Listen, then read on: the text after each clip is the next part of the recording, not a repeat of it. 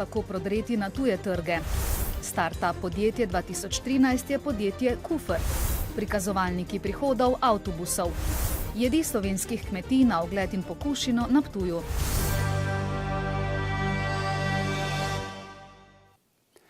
Pozdravljeni. Slovenija zaradi visokih davkov in številnih birokratskih ovir ni zanimiva za tuje vlagatelje, je bilo danes slišati na srečanju podravskih gospodarstvenikov z ameriškim veleposlanikom Musomelijem.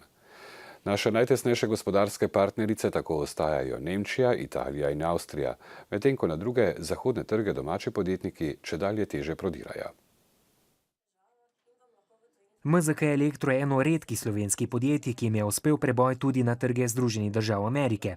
Pot so si utrli sami, brez podpornih institucij. Na ameriški trg podreti res ni enostavno. Predvsem svetujem vsem, da naj grejo z malimi koraki. Poiskati informacije, koliko se jih le da, poiskati zanesljive poslovne partnerje. A ZDA so po obsegu blagovne menjave Slovenijo šele na 17. mestu. Največ domačih podjetnikov išče priložnosti predvsem v Nemčiji, Italiji in Avstriji. Podjetniki lahko imajo sigurnost, da lahko v 1 do 2 mesecih v vsakem primeru lahko začnejo delati. Deloma se lahko zgodi, da v 1 ali 2 tednih začne z poslovanjem. Tuje investitorje odganjamo z visoko obdavčitvijo plač in togo zakonodajo na področju zaposlovanja. Veliko težav je tudi pri pridobivanju obratovalnih dovoljenj. But you're really not that welcoming to foreign investment. The bureaucracy is so complicated, the number of ministries you have to work with to get an investment here. Slovenia needs to prove that it's open to the foreigners. Ameriških vlagateljev ne zanimamo več, dodajamo Musomeli, a država želi s prodajo 15 državnih podjetij stržiti več kot 700 milijonov evrov. Treba bo privabiti tuje investitorje. Ena od stvari, ki jo je treba spremeniti, je tudi verjetno podoba v samemu sebi in podoba, ki jo pravzaprav predstavljamo tujini. A mednarodna raziskava družbe Ernst & Young je v začetku maja pokazala prav nasprotno. Slovenijo med koruptivnimi državami umestila v sam vrh, kar med tujimi investitorji zagotovo ni zbudilo interesa za naložbe. V Mariboru se danes končuje že 33. podjetniška konferenca Podium, na kateri se je v 2 dneh zvrstilo več kot 40 domačih in mednarodnih podjetniških strokovnjakov in podjetnikov ter kar 500 gostov. Vrhunec prvega večera je bila podelitev velike nagrade Start-up podjetja 2013 oziroma nagrade za najboljše zagonsko podjetje. Laskavi naslov skupaj s kristalnim kipcem, čekom za 10 000 evrov in vstopnico za podjetniško usposabljanje je zmagovalcem podelila osrednja govornica, predsednica vlade Alenka Bratušek. Več kot očitno je 13-člansko strokovno komisijo od 102 prispelih poslovnih načrtov prepričalo podjetje Kofer. Ekipa je posebno pozornost namenila razvoju spletnega in mobilnega vmesnika za dostop do različnih sistemov hrambe podatkov. Ideja se je porodila znotraj podjetja, v katerem smo prej delali, celotna ekipa. In v bistvu smo pa nekako izšli v svoje podjetje, smo rekli, da bi radi to idejo razvili. Vsekakor nas čaka, marketing, prodaja, dokončanje produkta in pa pol širitev na svetovne trge. Lani je bila Slovenija po številu nastajajočih podjetjih med 67 državami na komaj 59. mestu, v Evropi na 23. Med vsemi skupinami držav, s katerimi smo se primerjali, imamo najslabši pritok podjetnikov, ki so mlajši od 34 let. Povprečna izobrazba podjetnikov, ki prihajajo, ni boljša, celo slabša je od tistih, ki so že tukaj. V Slovenskem podjetniškem skladu ima leto za zagon gospodarstva na razpolago 127 milijonov evrov različnih finančnih pomoči, od tega več kot 4 milijone subvencij za zagon inovativnih podjetij. Želimo pa mi potem tudi banke pritegniti k temu, da garancije dodeljujejo oziroma kredite dodeljujejo tudi startupom. Tako da to nam počasi uspeva, 100 garancij, torej 100 bančnih kreditov je bilo že čistim startupom v zadnjih 2 letih tudi podeljeno. Podjetniški sklad je sicer v zadnjih 5 letih podprl kar 500 zagonskih podjetij. Med temi so zmagovalci, ki danes dosegajo tržne deleže na tujih trgih in so v prvih najbolj ranljivih 3 letih ustvarili že več kot 800 delovnih mest. Svojo zgodbo o uspehu je pred 2 letoma začela tudi skupina študentov Fakultete za elektrotehniko, računalništvo in informatiko. Njihovo zagonsko podjetje Drugi vid je namreč nastalo v okviru največjega Microsoftovega računalniškega tekmovanja Imagine Cup.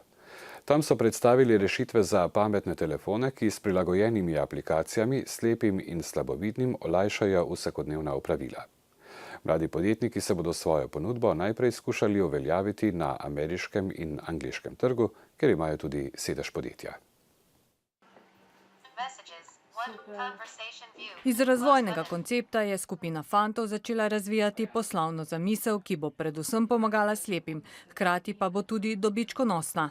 Tine, eden izmed članov naše ekipe, ima pač mamo, ki ima velike težave z vidom in nekako je na lastni koži pač ugotovil, s kakšnimi težavami se njegova mama sooča in naenkrat nam je v bistvu kar kliknalo, ne. Brez podpore domačega okolja seveda ne bi šlo. Podjetniški inkubator nam je zelo pomagal pri pripravah, namreč šli smo v Ameriko, v New York, kjer smo predstavljali to našo idejo.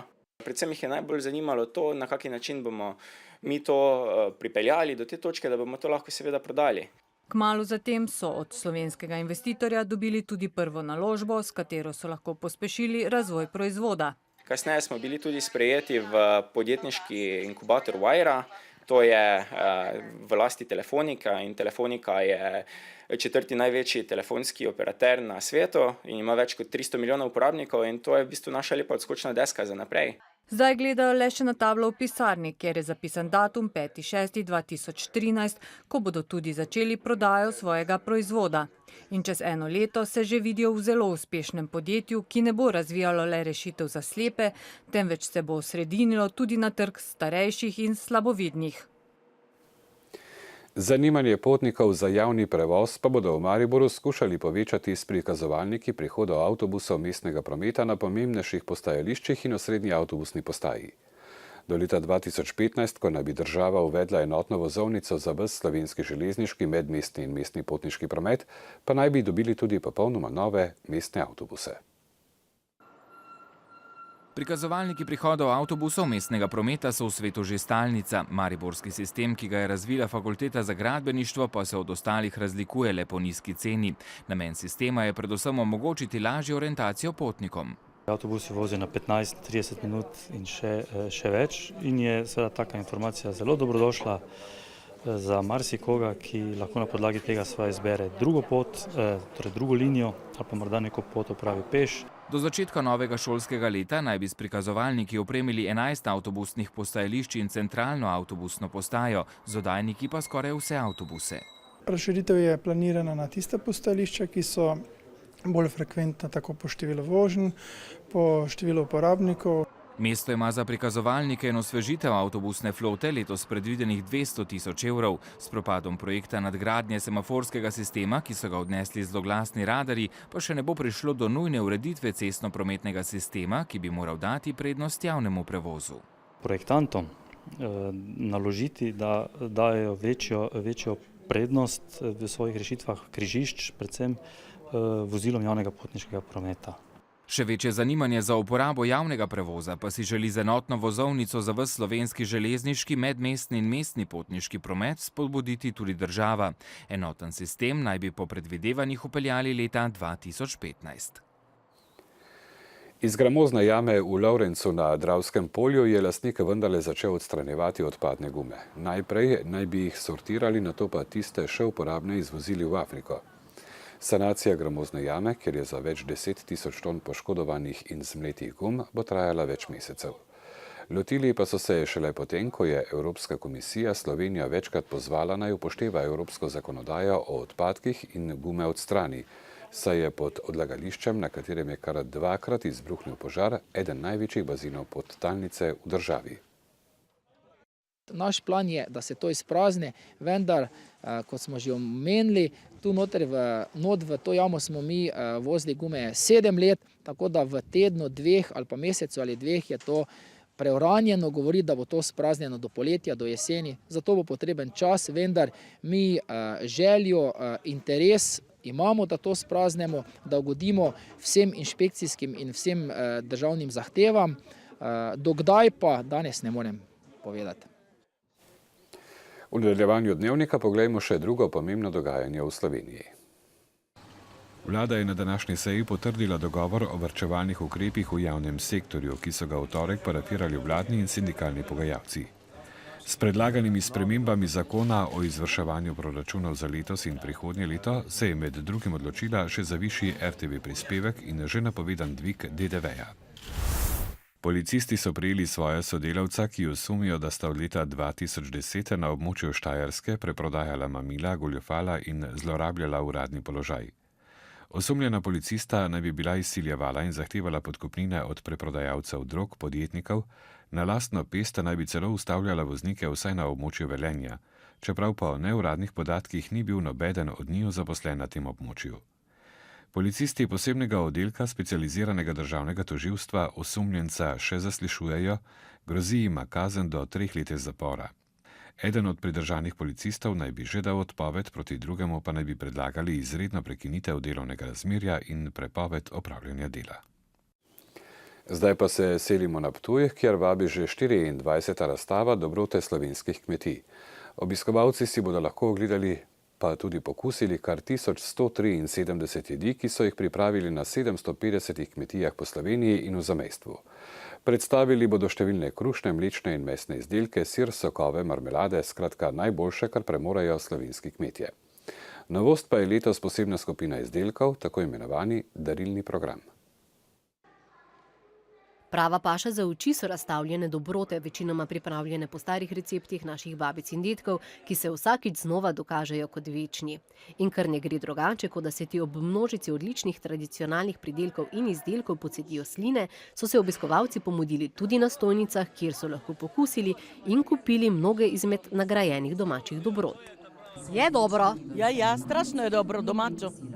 Tudi je malo privlačno, če veš, da so bili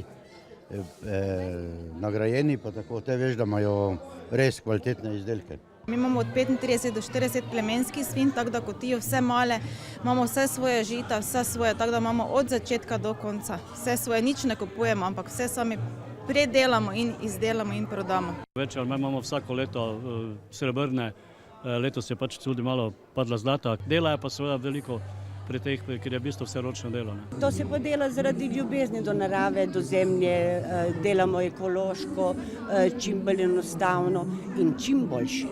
To je najbolj pomembno. Ne delamo na kvantiteti, ampak delamo na kvaliteti. Na zmes se je malo zgubilo, zdaj se mi pa zdi, da se znova vrača. Se pravi, iz lokalnega okolja, zavezda iz lokalnega okolja, hrana zdrava, dobra in najprimernejša. Predstavljeni izdelki so tako kakovostni, da je čedalje težje izbirati najboljše izmed domačih dobrot, ugotavljajo organizatorji, ki so letos podelili skupno že čez 1000 zlatih, srebrnih in bronastih priznanj odličnosti. Z novim darilnim programom pa bi radi slovenske dobrote predstavili tudi zunaj naših meja. V slovenskem protokolu, tako državnem kot lokalnem, ne bi smeli pozabiti na dobrote slovenskih kmetij ali pa izdelke, ki prihajajo iz teh kmetij, ki jih znajo pripraviti skrbne gospodinje in gospodarje slovenskih kmetij. In moramo dati poudarek domači pridelavi, domači ponudbi, predvsem pa podpirati domačo hrano. Letos je sicer osrednja pozornost namenjena dobrotam Gorenjske, znamenito kranjsko klobaso in siri, po katerih slovi. Najlepše in najboljše slovenskih kmetij pa si bo na Ptuju mogoče ogledati in pokusiti do vključno nedelje. Ostajamo na Ptuju, kjer se že pripravljajo tudi na tradicionalne dneve poezije in vina konec avgusta. Na mednarodnem literarnem festivalu bo tudi letos mogoče prisluhniti raznovrstnim branjem domačih in tujih pesnikov ter se udeležiti drugih prireditev, ob vsem pa pokušati izvrstno vinsko kapljico. Posebno pozornost bodo namenili dolgo zapostavljenemu Rieslingu. Sicer pa bo letošnji festival v znamenju Francije. Francoski fokus imamo, čemur bo posvečena tudi francoska prevajalska delavnica, ki bo potekala že pred začetkom festivala v okolici Ptuja. Na njej bodo sodelovali 3 francoski pesniki in pa 3 slovenski, ki bodo vzajemno prevajali svojo poezijo in pa poezijo iz kanonov obeh narodov. Avstrijska čitalnica Univerzitetne knjižnice Maribor in Avstrijski kulturni forum Ljubljana sta pripravila zanimiv pesniški dvoboj med avstrijskima pesnikoma Mice Meduzo in Markusom Kelejem. Dogodek, kjer ni manjkalo smeha in dobre volje, je v Glazerjevo dvorano knjižnice pritegnil veliko mladih, pa tudi našo ekipo. V Sloveniji imamo pesniške mnogoboje in pesniški turnir. V sosednji Avstriji pa je tako imenovani Poetry Slam, pesniški turnir, prav tako pogosta oblika javnega branja in predstavljanja lastne poezije. Mittlerweile sind in Innsbruck einfach monatlich 300 Leute im Publikum, die auch Eintritt bezahlen und so circa 10, 12 Auftretende. Grundregel ist, glaube ich, die Spaß haben. Und eine zweite Grundregel, die ich definieren würde, wäre, es wieder probieren, wenn es schief gegangen ist, aber auch wieder Sachen probieren, die schief gehen. Also ein bisschen Risiko machen, ein bisschen neue Sachen ausprobieren, die nicht von Anfang an funktionieren. Mice Meduza in Markus Köhle sta stalna znanca tovrstnih pesniških turnirjev. Način predstavljanja poezije in sama izbira pesmi pa sta odvisna od lokacije turnirja in tudi od občinstva. Ja, das sind die österreichischen Slam Mama und Slam Papa, also die Slam Eltern, die hier sehr viel tun für die österreichische Szene. Wir haben auch den größten Spaß, wenn wir gemeinsam reisen können und wir machen es auch gerne mit anderen Poetinnen und Poeten, aber das ist schon die Lieblingskombination. Ja. Pri pesniških dvobojih je ponavadi 5 rund oziroma 5 krogov. Več kot je pesnikov, manj je krogov tekmovanja. Pesniške turnirje usmerja moderator MC, občinstvo, večinoma mlajše, pa pozorno posluša nastope in pri njih tudi dejavno sodeluje. Performance spielt eine Riesenrolle. Aber Performance heißt auch schon wieder, Performance kann einfach auch nur sein, dass man da steht und es genießt. Das kann schon Performance sein. Ja. Und es gibt Leute, die dann mehr mit Körpersprache machen, es gibt Leute, die mehr mit Stimme arbeiten, es gibt auch Leute, die lesen einfach nur vor. Wer gewinnt, ist immer irgendwie vom Publikum oder von einer Jury. Und ja, das kann verschieden passieren. Oft ist es mit Zahlenwertungen 1, 2, 3 oder wie wir es machen, dass man einfach die Lautstärke des Applaus und des Jubels misst. V Mariboru je bil aplavz bolj na strani Mice Meduze. Pokrajinski muzej Ptuj-Ormož letos zaznamuje 120 let obstoja. Ob pomembnem jubileju pripravljajo več kot 40 prireditev, eden izmed osrednjih dogodkov pa bo zgodovinski spektakel Črni križ pri Hrastovcu. Uprizorili ga bodo na turnirskem prostoru Ptujskega gradu, prvič bo na ogled 7. junija. V predstavi sodeluje več kot 30 članov naše dramske skupine. Predstavljena je na konec leta 1600, ko se je tudi ta vrhunec zgodbe dogajal. Moram reči, da je ta predstava meni od vseh, ki sem jih kadarkoli delala, resnično najljubša, ker gre za prelepo ljubezensko zgodbo, ki je tudi na žalost pretresljiva. Mariborska športna pomlad, ki se bo končala v nedeljo na atletskem stadionu Poljane, tudi letos ponuja veliko različnih dejavnosti. V nekaterih se lahko preizkusi vsak obiskovalec, na tekmovanjih pa le tisti, ki so primerno telesno pripravljeni. Takšno je bilo tudi merjenje moči v crossfitu. Premagovanje samega sebi ob družbi tistega, ki se potiste boj, je osnovno vodilo panoge, ki si išče mesto pod slovenskim soncem v družbi številnih podobnih športov. Crossfit je v tujini, to velja še posebej za Združene države Amerike, zelo popularen.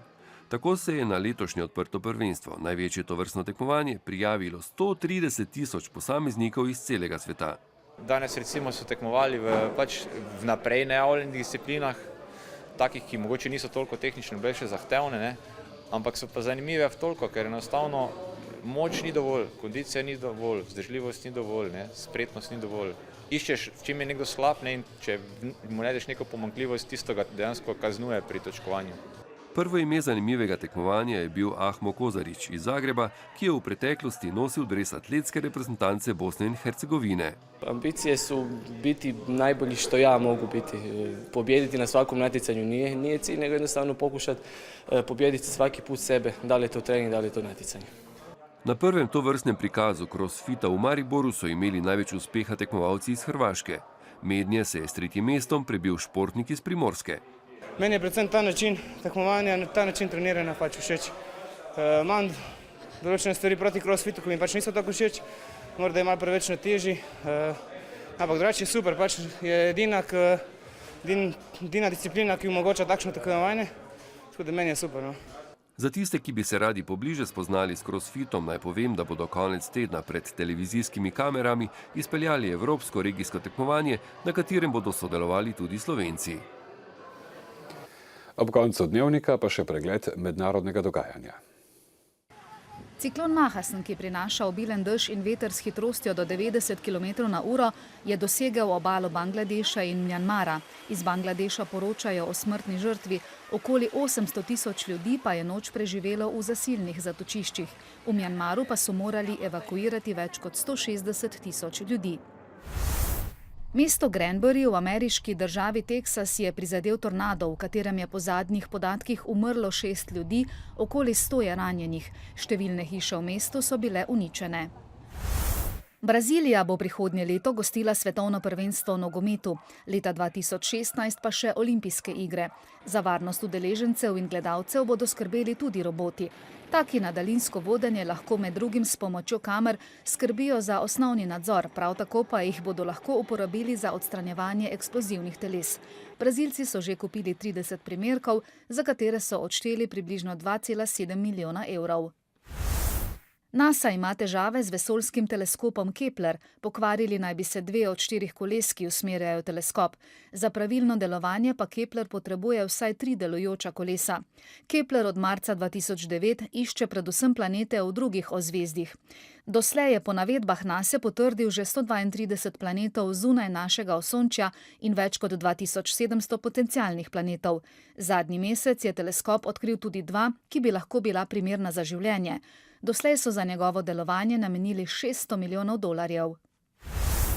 V New Yorku bo v soboto potekala velika dražba, na kateri bodo ponudili tudi kitaro, na katero sta igrala člana Beatlov George Harrison in John Lennon. Organizatorji dražbe ocenjujejo, da bodo slavno kitaro prodali za 250 tisoč ameriških zelencev. Še vreme, jutri bo pretežno oblačno, občasno bodo še padavine, deloma plohe in nevihte.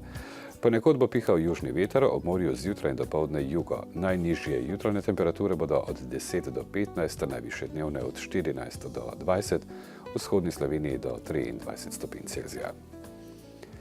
To je bil dnevnik televizije Maribor, bodite z nami tudi jutri ob 18.